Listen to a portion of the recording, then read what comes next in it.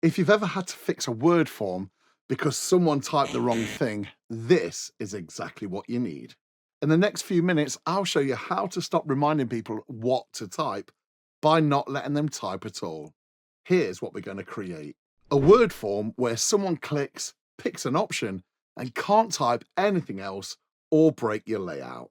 This works brilliantly for student progression data, assessments, and staff forms. And I'll also show you how to lock the document and edit the dropdown later without starting all over again. I've got a free one-page printable download below with every step we're about to go through, so you won't need to pause the video and remember everything. So let's jump in. First, we'll need to turn on the Developer tab because Word hides it by default. Click File, then Options. Then click Customize ribbon, and on the right-hand side, tick Developer. Then click OK. You should now see the Developer tab along the top of Word. That's the hardest part done. Now, click in your document where you want the dropdown to sit. For example, you might have a question like, are you thinking of applying to a university course? Click where the answer should go. Go to the Developer tab and in the Controls group, click Drop-Down List Content Control. You'll see a grey box appear. That grey box is the drop-down list. Click the grey box once so it's selected. Then click Properties. This is where you'll build the list. Under Drop-Down List Properties, click Add. Type Yes, then click OK. Click again. Type No. Click OK. And Maybe in the same way. If you want to change the order, select an option and use Move Up or Move Down. When you're happy, click OK. Now click the arrow on the drop-down and check it works. At this point, you haven't committed yourself to anything permanently.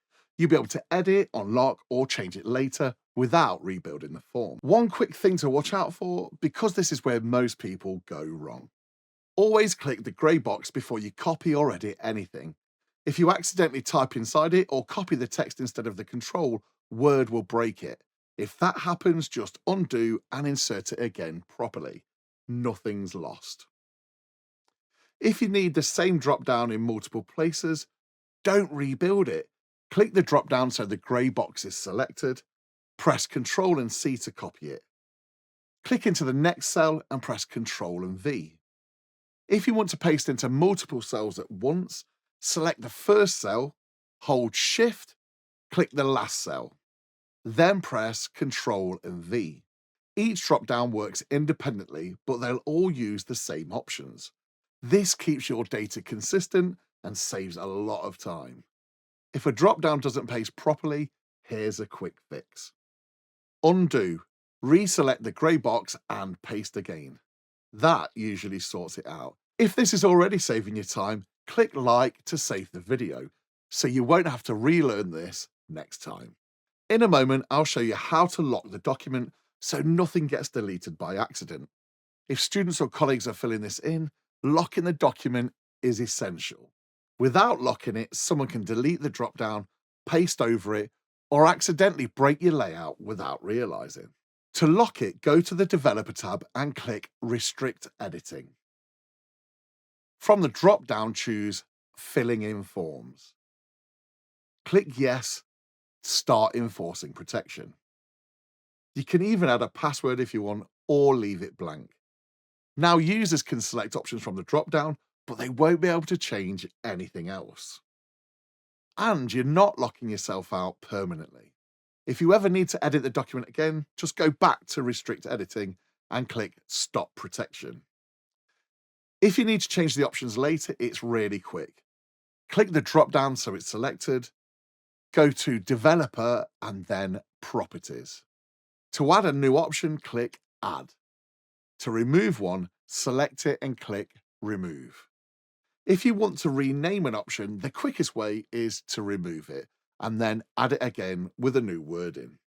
Click OK and the changes will take effect straight away. One final time-saving tip: if you're using this form regularly for different groups, save it as a Word template.